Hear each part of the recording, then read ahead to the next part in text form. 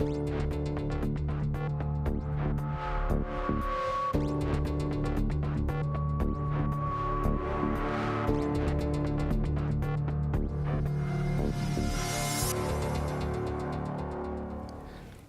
to Tough Talk. I'm your host, Paul Taros, and today my guest is Beth Grate. She is the founder and director of Northwest Oakland Abolitionist Hub, which is a community group of Michigan Abolitionists Project. Beth is also a company commander for Warrior Family Chaplains and a member of the Oakland County Crisis Response Organization. Welcome, Beth. Thank you. So when did you become aware of the issue of human trafficking? For me personally, it was about 10 or 12 years ago. We had a new family that began visiting our church literally with a pew load of children. Over the course of several years, they fostered 28 children and adopted 6 of them, and most of them had been trafficked out of Oakland County and rescued from the situations that they were in and eventually put up for adoption. And we've been helping to mentor those children for 10 years now. And 2012, I did a rescue and educational trip to Cambodia and Thailand. And at that point, left my teaching position, and my children were all up and out at that point. So I did a very abrupt change to the focus of my daily life and went into fighting this pretty much full time. Now, you mentioned Thailand. Is human trafficking mostly done overseas, or does it occur here? That's the misnomer. A lot of people that are aware with human trafficking, if I say I work with human trafficking, so you go overseas. Well, yes, I do, but actually it's right here in the United States. And Michigan is actually one of the worst states for human trafficking. And so you don't have to go out of the country. You don't even have to go out of state or out of the Detroit area. It's right here in our own communities, in our bedroom communities. People still think, well, then it's in other states. Well, then it's in the big cities. Well, it's also in our bedroom communities and in our suburbs and in our farming communities. And it's in our agricultural communities. It's in those small town communities that you would never think that a big city problem like human trafficking would affect. It permeates anywhere that there are humans, there's human exploitation. Now, I've always heard Michigan is number 2 in human trafficking. Is that correct, or am I mistaken? That is also a misnomer. Michigan is one of the worst states, but it's definitely not number 2. That came because of a specific sting that happened several years ago, multi-jurisdictional, multi-state sting that we did here in the state of Michigan in conjunction with other states, with the FBI, Homeland Security, and different law enforcement, did a multi-day, multi-state sting.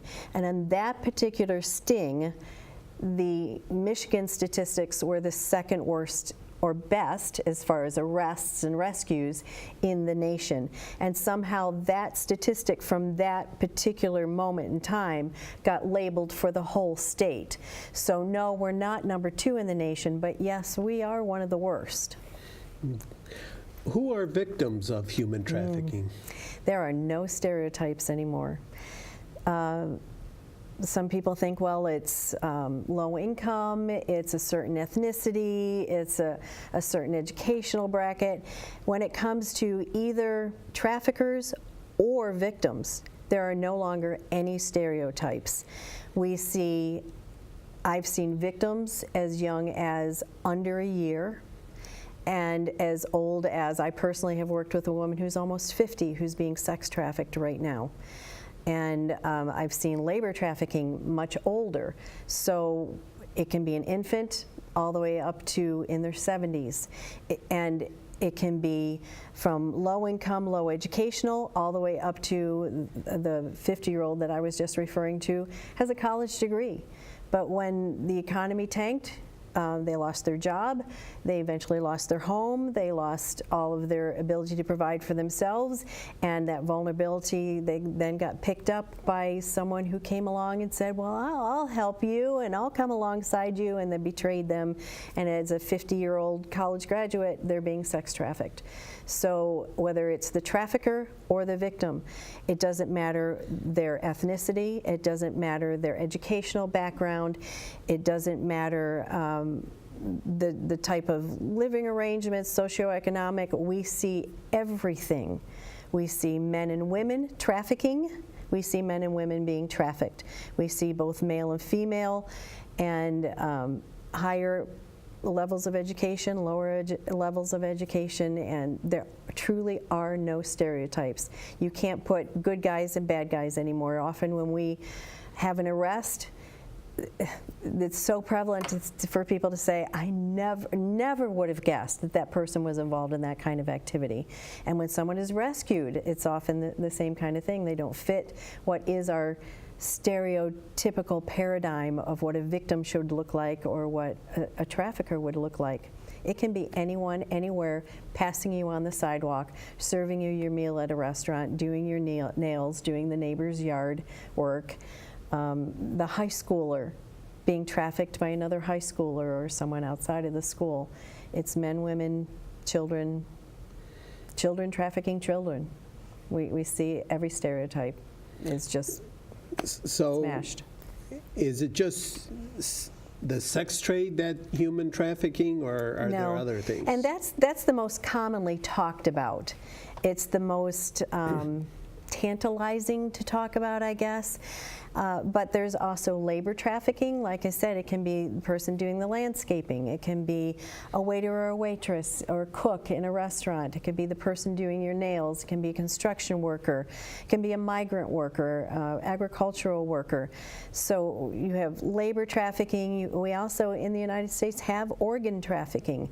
Either organs being nefariously stolen from people who are drugged and sedated, or deals that are struck for people to sell organs that they can still live after they sell an organ, like a kidney or something like that. And that does go on in the United States. We also have orphan trafficking, and babies being bought and sold, children being bought and sold in illegal adoptions. We also have what I would consider child soldier situations going on in the United States with our gang systems. It doesn't look like necessarily it would in, say, a country that's got a civil war going on or something like that, but it is definitely going on in our gang systems here in the United States, where we have child soldier situations. And the key is, for it to be classified as human trafficking, the three legal terms, one or all, have to be in place: of force, fraud, or coercion. So technically, human trafficking is benefiting from the labor or efforts of another person. So instead of them getting the full benefit of their efforts, you're benefiting. They may still get some benefit, or you may take it all. But the three legal distinctions that we look for are force, fraud, and coercion. And it could just be one of those, or it could be all three. Okay. How do people get away with doing this here? We have not had laws. That's the amazing thing. It wasn't until October of 2014 that we had human trafficking laws in the state of Michigan. So, for instance, people say, well, trafficking is a young woman getting abducted off the streets, or a child that goes missing. Sometimes, but actually that's a very small percentage of trafficking. Abductions are not usually a part of it, because you can get arrested, tracked down, arrested for kidnapping. It's cut and dried, it's black and white, it's done. Usually a trafficker will lure through social media or some type of grooming technique where you're no longer a stranger. I know this person. I've been in contact with him on Facebook. We go to school together. Whatever, they're lured into it so that the trafficker knows how to do it, so that if there is any legal spotlight put onto it, it looks like that person walked into it voluntarily. And the trafficker knows how to walk away from the situation. So because we haven't had laws, we've had situations like 14-year-olds that have convictions for prostitution. They're not even legally old enough to give consent. So how can they have a conviction for prostitution? So part of that 21 bill package that passed in October of 2014 were common sense things like, if you are 18 or under, or 17 and under, because 18 you are now of majority age. So if you are a minor, 17 and under, and you are in the sex trade, you are automatically now considered a victim because you're not old enough to give consent. So until we had those laws in place, they were getting away with all kinds of things because there was no legal basis to hold them unless it was something like kidnapping or hiring an illegal immigrant. And so now we're finding that a lot of these situations, it's not just an employer hiring an illegal immigrant, that immigrant is being trafficked against their will. Or it's not just a prostitute, it's someone who is being sold for sex against their will. So until we had those laws, they could pretty much get away with anything because there was no legal basis to arrest and convict.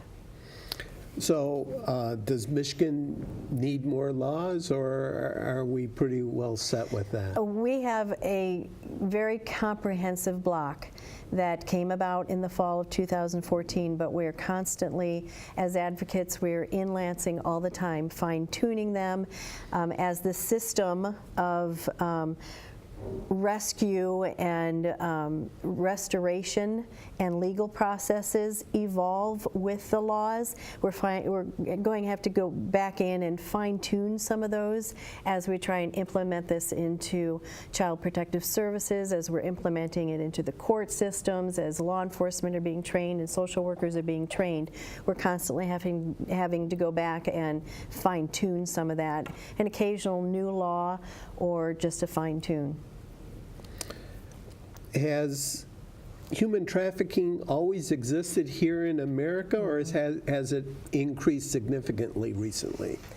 The misnomer is that it's on the increase. The cliche is that prostitution is the oldest profession. I would say that exploitation is the oldest profession. You don't have girls growing up saying, when I grow up I want to be, I can't decide, a doctor, a lawyer, maybe I'll be a prostitute. That doesn't happen. Usually it's a series of events in their life that make them vulnerable, and then someone comes along who sees that vulnerability. So as we look at what it looks like in the state of Michigan, it's always been there, but until we had the laws, we couldn't put those confines and constraints on it. Trafficking came over to the United States before we were even America with the slave trade. It's the same basic problem. They're all still slaves. It just looks different now. We don't necessarily have deeds of ownership or chains on their ankles. Now the chain is a cell phone. Now the deed of ownership is a brand or a tattoo on their neck or somewhere on their body that shows another trafficker who owns them. So it's the same problem, but it looks a little different today. And we actually now have, statistics are very fluid, but it's very commonly believed that there are far more slaves across the world today than at any other given time in the world's history. So yes, it is happening more, but we've got more people in the world now, so your stats are going to go up. But I wouldn't say that it's necessarily worse now. We just now have a name for it. But it has exploded with technology, I think.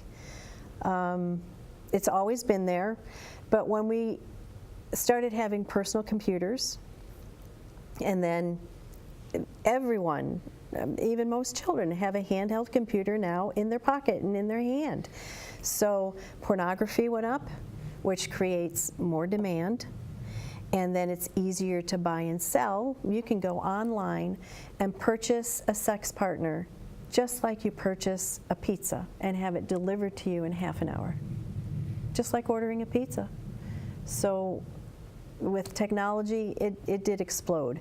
Our awareness of it exploded, and the availability and the demand because of pornography exploded. How can you recognize somebody who is a victim of human trafficking? I think it's very important that our communities and our average citizen start to learn some of those red flags, so that as we go about our daily walk, because these people, the victims and the traffickers, cross paths with us every day. A victim can be a child, a student, someone on your Little League team, in your dance class, sitting next to you in algebra.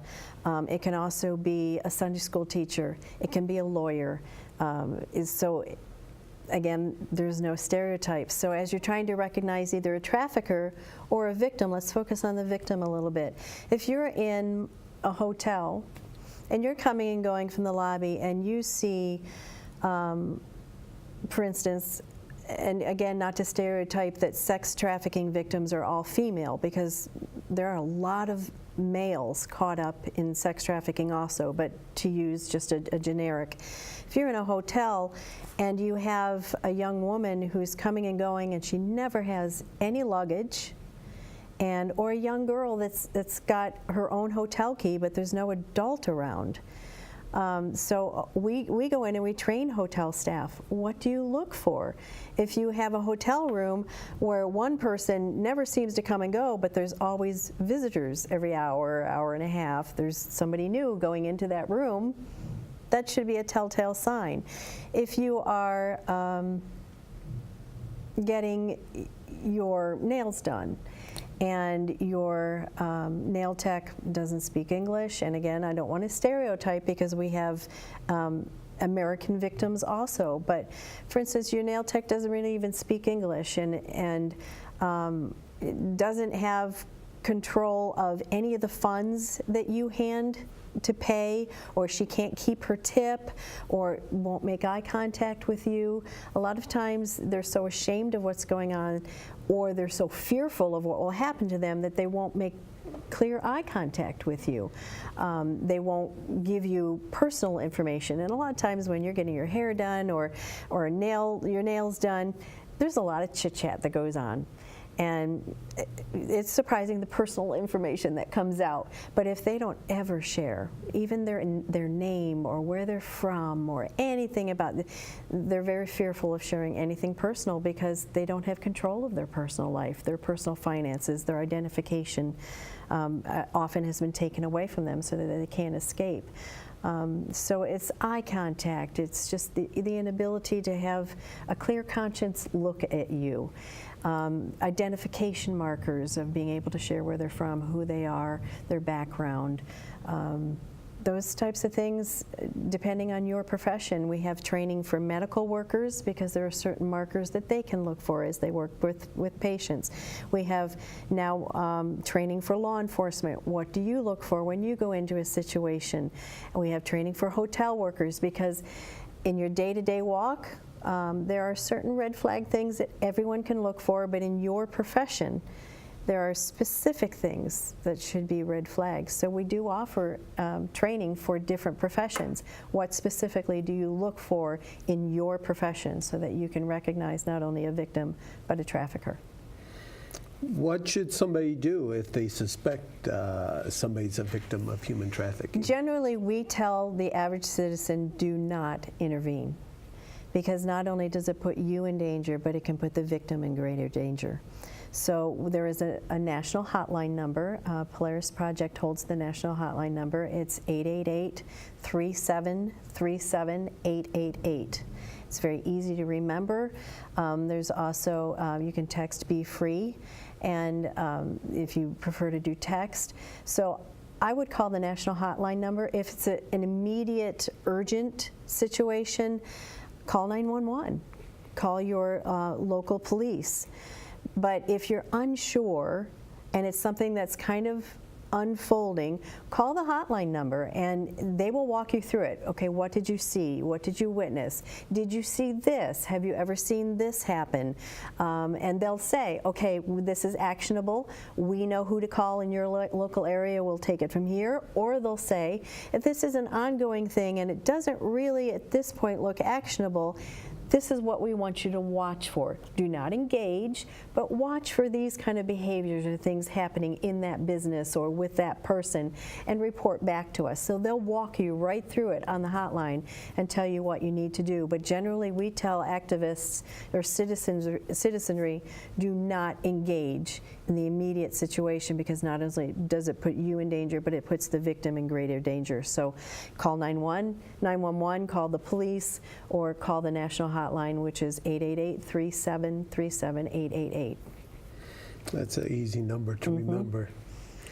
Now, we talked about how to recognize a victim of human trafficking. Is there a way to identify somebody who might be the trafficker? That's tough, because often they're professionals that come and go through our life and everyday circumstances. Yes, there are the stereotypical pimps out there. But in the grand scheme of things, they're not the bigger picture.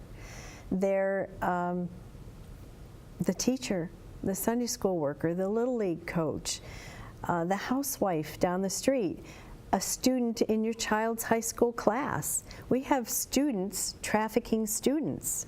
So it literally can be anyone. It can be someone in politics, and often it's someone who can just go right about their daily life and have a facade of professionalism, have their own family, have their own business, and you would never guess. So it's actually harder to spot a trafficker than it is a victim, because they can be anyone. Are there any stories of trafficking that you could retell? Well, I did tell you about the 50-year-old has a college degree, had a career, and when the economy tanked, she lost everything and became vulnerable, and had a man who came alongside as a boyfriend figure, and I'll help and I'll take care of you, and we'll make sure you get what you need, and why don't you move in with me? And so often we have, in the United States, we have a lot of boyfriend role traffickers. And for young people, a big red flag is to see an older boyfriend. And we see that where you have an older boy that'll come alongside, and it's just so cool for a junior hire to have an older boyfriend, or a high schooler. So, but in the case of some of the kids that I'm mentoring, some of them are right out of computer pedophilia rings. Some of them were shoplifting rings. And as children, it was things like, if you want to eat today, you have to shoplift this amount. And if the quality or quantity of the things you shoplifted today don't reach this amount, you don't eat. It can be, we've had an incident here in Michigan, actually not too far from here, where there was a fire, and it was a residence. But when all was said and done, they found bodies in the basement of workers at a local restaurant that were being kept and working in this restaurant. So we have seen it all right here in the Detroit area, from shoplifting rings to opioid rings with rehabilitation centers that are trafficking the people that are there for drug rehab, are being trafficked. So drugs and trafficking go hand in hand. Often drugs are used to control the victims. Either they're already addicted and that makes them vulnerable for trafficking, or they're forced addicted so that they are controllable. So we see it wrapped up in drug rings. With labor trafficking, again, stats are very fluid because we haven't had laws very long. But with labor trafficking in the United States, the majority of them are foreigners. With sex trafficking, the majority of the victims are American citizens. So again, it can be the person living next door, it can be in your child's class at school. So Actually, if we had more time, I could tell you all kinds of different instances, but it is amazing the creativity that humans have to exploit other humans. Well, we do have a little bit more time. Okay. Is there any other examples that you could? We have situations of domestic workers that possibly come in from another country. I had one actually in my neighborhood where a college-age young woman was brought in with the promise of you come and be a nanny for our children and clean the house, and we will give you a free place to stay and a car to drive, and you can go to college when you're not watching the children. We'll work around your schedule. And they get all these promises, and they get over here, and then it's a bait and switch type of situation, and their documentation is taken away, their ID is taken away. So if they ever are able to say anything to anyone, they can't prove who they are or have any documentation, and they're often told, because they're often from countries where you're to be afraid of the police. The police here are not on your side, and you'll get thrown in jail because you're here illegally because you can't prove anything, or they are brought here legally sometimes, and the documentation is stolen from them, and it's a bait and switch. Sometimes they're smuggled in, and one of the misnomers is that trafficking means that they're smuggled or moved from one place or to another. Actually, one of the most famous cases in Michigan that started this whole grassroots advocacy program was a young woman that was trafficked at the age of 15 from an upper middle class, very well educated, intact, church-going family. And they moved into the area. The thing that made her vulnerable was that she was a new student at a new school and had to create her a whole new friendship and social structure, which made her vulnerable. So there was a very good-looking young man in a couple of her classes and began to flirt with her a little bit. Not old enough to date. Her parents had very strict dating rules and guidelines. Not old enough to date, but one day after track, she went to her locker, and he was standing in the hallway and said, "Hey, you were at track, so you missed the bus. Do you need a ride home?" "Well, yeah, I shouldn't, but he's so cute, and he's in my class, and it's not a date. He's just giving me a ride." So she agreed to get a ride home. And they get in his fancy sports car, and they go off, and he takes a little detour, and she's like, "Well, my house is that way." Yeah, I know, but I just have to stop at my house real quick." And get to the house, and it's this gorgeous house, and she's ogling it, and he says, "I just have to pick up something real quick, but you want to come in and see the house?" "Well, I shouldn't," but so she goes in, and "I just have to pick up something, we'll be real quick, but you want a Coke?" And when she wakes up from whatever was in the Coke, there are pictures. And there's blackmail, and if you don't do what we tell you, then we will hurt your family. And they did beat up her brother, shot her dog, and to show that they meant business.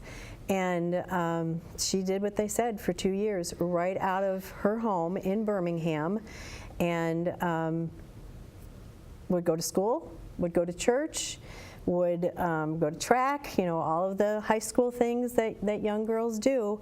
But at night, after everyone was asleep, she had to sneak out, and we'd be trafficked. I'm sorry, I don't want to get real graphic, but sometimes 10, 20, 30 men a night, and go back to school the next day. That's a heartbreaking story. It is. Well, I applaud you for all of your efforts and all the work you're doing, and I wish you the best of luck. Thank you. Thank you, Paul. Beth. I appreciate you bringing a light to the subject. Thank you.